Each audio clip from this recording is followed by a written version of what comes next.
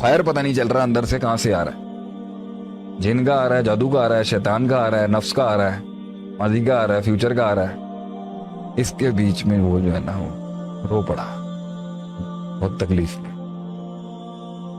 Fear को handle करता है, जख्म याद आते हैं अब उसको, जख्म संभालने की कोशिश करता है तो मुस्तकबिल का डर लगता है, उनके भरोसा टूट गया इंसानों के ऊपर से।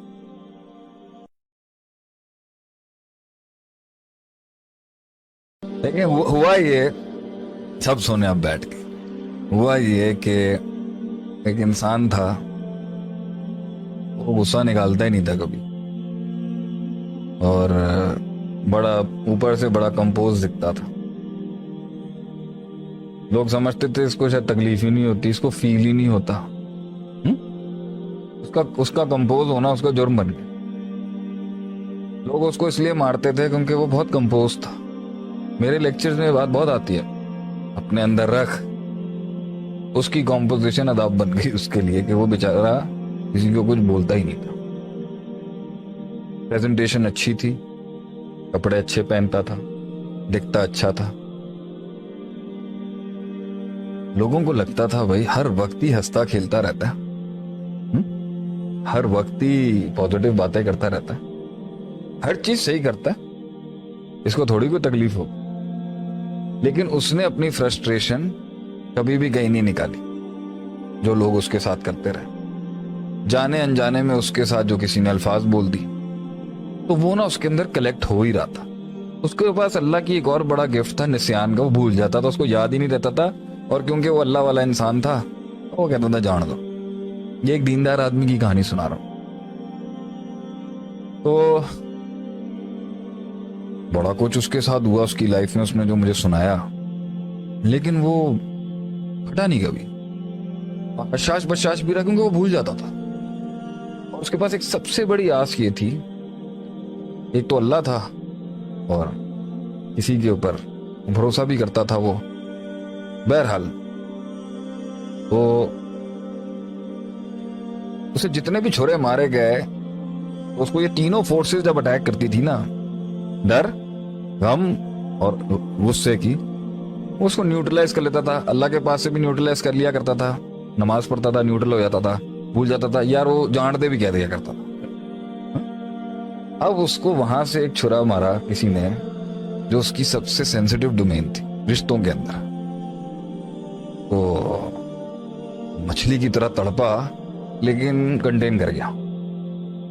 एक ने और मारा उसको, फिर मछली की तरह तड़पा लेकिन कंटेन कर गया, बर्दाश्त कर। तीसरे ने इस तरह मारा उसको फैमिली के अंदर, बयान नहीं कर सकता यहां पर, कि उसकी जो वो बलाएं जो 12-15 सालों से बंद थी ना अंदर, जिनके ऊपर वो झाड़ से लगा दिया करता था।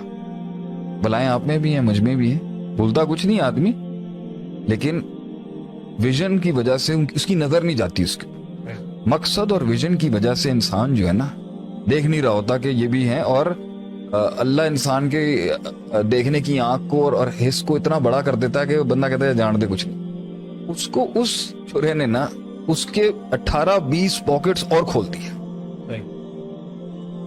अच्छा, वो कुछ घंटे के लिए खुले होंगे, वो चाहता तो नहीं जाता। सोचे उसने क्या गलती कर दी। उसने उन बलाओं के पास जाके टाइम स्पेंड करना शुरू कर दिया। रोज के 2-3 घंटे वो किसी एक याद के साथ, रोज के 2-3 घंटे किसी और उसके साथ। तो उसने अब उन बलाओं के साथ टाइम स्पेंड करना शुरू कर दिया बगैर उस्ताद के। And those monsters started feeding on that person, fear, hope and love and anger. कि वो दे रहा था टाइम उसको, वो उसका फीड करना शुरू हो गया। वो बलाएं जो थी ना, जो अल्लाह की वजह से, जन्नत की वजह से, आखिरत की वजह से और दुनिया में कुछ खास लॉयल्स और वफादारों की वजह से जो उसकी खड़ी थी ना, पहले वो हिली। उसने जो पक्की डोमेने थी, उसने उनकी बेसिस पर वहां भी सोचना शुरू कर दिया। तो यकीन शक में किया उसका बहुत जगहों पर, यकीन शक में गया बहुत जगहों पर, उम्मीद चली गई मायूसी की तरफ हल्की हल्की। अच्छा, रोज जा रहा है, अच्छा रोज कुएं में जा रहा है और रोज टाइम स्पेंड कर रहा है वहां, जो उसने 12-15 साल नहीं किया। उससे क्या हुआ, तो जो वक्ती एक छुरे या 2 छुरे लगे थे, उसको वो डिफ्लेक्ट करने के बजाय जो हमेशा जिस तरह करता है, उसने अंदर जाके उनको मुंह देना शुरू कर दिया जो अंदर था। उसने खुद छेड़ दिया अपने अंदर जो उसने इतने अरसे से कंटेन किया, बगैर उस्ताद के गया। वो जब वो अंदर गया ना, उसने कौन कौन सा टॉपिक और सब्जेक्ट किस बेदर्दी से खोला, वो अंदर से इतनी बड़ी बला निकल के आ गई। वो सारी डिटेल्स लेके आ गया, उन डिटेलों में गौर करना शुरू हो गया, उन बलाओं की डिटेलों पे, उन इवेंट्स पर, उन सोचों पर, उन जख्मों पर, उन तकलीफों पर, उन मुश्किलों, उस पर गौर करना शुरू हो गया। तो जो एक वो यकीन भी हिट होना शुरू हो गया। वो मैथ्स में चला गया, वो मिरेकल से मैथ्स में चला गया, वो मौजाती जिंदगी और तवक्कुल से बाब और हिस्सियत और मैथ्स में चला गया कि ये अच्छा, अगर मैं उसने यहां सोचा, अब वो बंदों को जज करना शुरू हो गया। उसने बोला ये शेख साहब, मुझे पैल्पिटेशंस हो रही हैं आजकल, बगैर वजह के मेरा दिल फड़कता है। पैल्पिटेशन निशानी है एंजाइटी की ना, मतलब घबराया हुआ ना, क्योंकि अब उसका जो नूर है अंदर का, वो अननोन में चला गया। अभी बलाएं खड़ी हो गई हैं और टाइम देख के अपना अटैक करती हैं, जार्ज में वापस नहीं जा रही और डाइवर्जन कुछ मिल नहीं रही। रूटीन मोनोटोनस है, वही रूटीन चल रही है, चेंज लाइफ में आ नहीं रहा, वही लोग हैं, डाइवर्सिटी है नहीं, नया चैलेंज आ नहीं रहा, माइंड डिफ्लेक्ट कर नहीं पा रहा, नई कुरान हदीसें खोल नहीं रहा, नया ताल्लुक कायम नहीं कर रहा अल्लाह के साथ।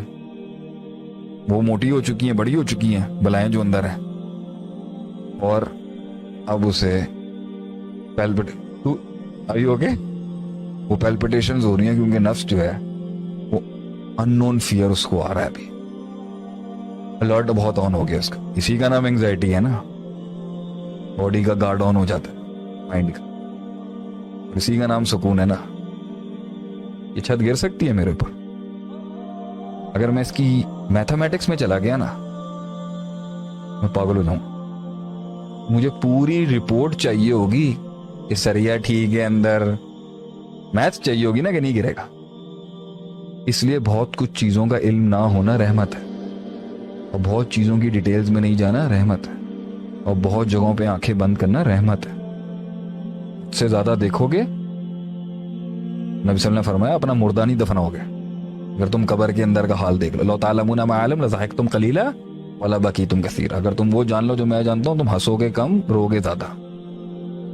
तो जब वो अब पैल्पिटेशन इसलिए आ रही है, ये तकरीबन सारी फाइल्स खुल गई हैं, बंद करने के लिए तो पूरा चैप्टर खुल गया अंदर, पूरी बुक खुल गई। वो घबराहट उसको हो रही है, और वो किताब और वो बला बोतल में सिर्फ इल्म से नहीं जाएगी, और भी कुछ करना पड़ेगा।